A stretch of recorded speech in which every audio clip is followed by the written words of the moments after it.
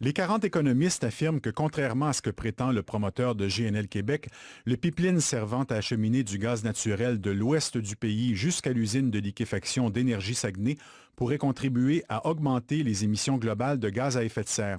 Ils remettent aussi en question les retombées économiques de ce projet pour la région, en plaidant que les emplois créés par GNL ne feraient qu'aggraver la pénurie de main-d'œuvre à laquelle est confrontée la province.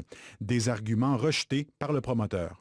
Un projet comme Énergie Saguenay, ça offre des opportunités aux gens de revenir en région avec des bons emplois bien rémunérés, de bonne qualité.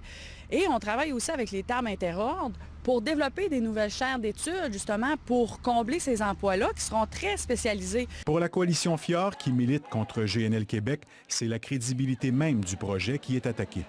GNL Québec, en fait, essaie de faire passer son projet en disant que ça va être le projet le plus vert au monde, ça va être un projet qui va aider l'économie, alors que là, les économistes disent le contraire. Ils disent que ça peut nuire à l'économie et clairement nuire à l'environnement. Aucun économiste de la région ne figure parmi les signataires de la lettre. Ce professeur d'économie apprécie la contribution des économistes dans le débat autour de GNL Québec, mais il juge certains de leurs propos un peu trop idéalistes. On dit dans cette lettre notamment qu'il faut garder des hydrocarbures en dessous de la terre. Là. Oui, 80% qu'ils disent. Oui, moi je suis d'accord avec ça. Là.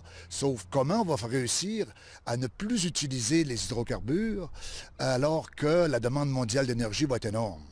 Il y a beaucoup de questions pour lesquelles on n'a pas de réponse encore. Alors, pour l'instant, le gouvernement du Québec a toujours dit qu'on est favorable à ce projet-là pour qu'il soit étudié dans la mesure où la population l'accepte, puis dans la mesure où le BAP est favorable, puis dans la mesure du financement. Il y a beaucoup de choses encore qui ne sont pas encore établies.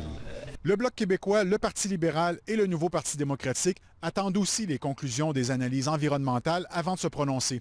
Les 3 candidats conservateurs dans la région ont tenu un point de presse ce matin pour réitérer leur appui sans réserve à GNL Québec. De son côté, le Parti vert maintient son opposition au projet. Ici Jean-François Coulombe, Radio-Canada, Saguenay.